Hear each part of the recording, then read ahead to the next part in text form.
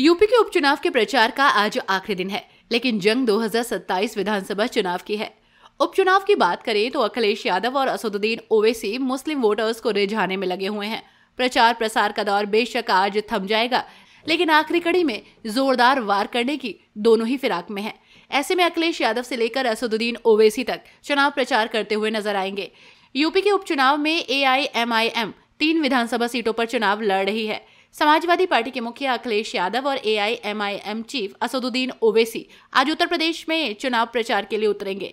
अखिलेश यादव और असदुद्दीन ओवैसी का ये रिश्ता क्या कहलाता है? जी हाँ, इसका जवाब खुद ये देंगे। इसका जवाब शायद दोनों ही नेताओं को मालूम है।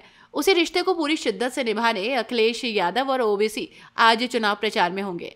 महाराष्ट्र का चुनाव प्रचार छोड़कर AIMIM चीफ उसी मीरापुर में आ पहुंचे हैं, जहां अखिलेश यादव का रोड शो है।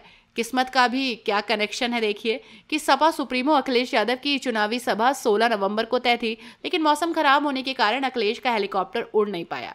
अब मीरापुर में जिस समय ओवैसी चुनावी सभा करेंगे, उसी समय अखिलेश का रोड शो होगा। महाराष्ट्र में चुनाव प्रचार करते हुए असदुद्दीन ओवैसी ने यूपी को लेकर अपनी स्ट्रैटेजी जग जाहिर कर दी है। इन दिनों वे कांग्रेस पर मुलायम हैं, पर समाजवादी पार्टी पर कठोर। 11 साल बाद उन्होंने फिर से मुजफ्फरनगर दंगों का मुद्दा उठाया है।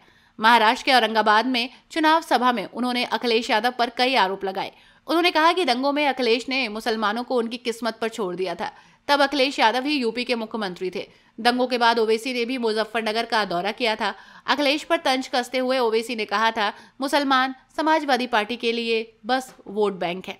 यूपी के उपचुनाव में AIMIM 3 विधानसभा सीटों पर चुनाव लड़ रही है, गाजियाबाद, मीरापुर और मुरादाबाद की कुनरकी सीट। असदुद्दीन ओवैसी सिर्फ मीरापुर और कुनरकी में चुनाव प्रचार करेंगे।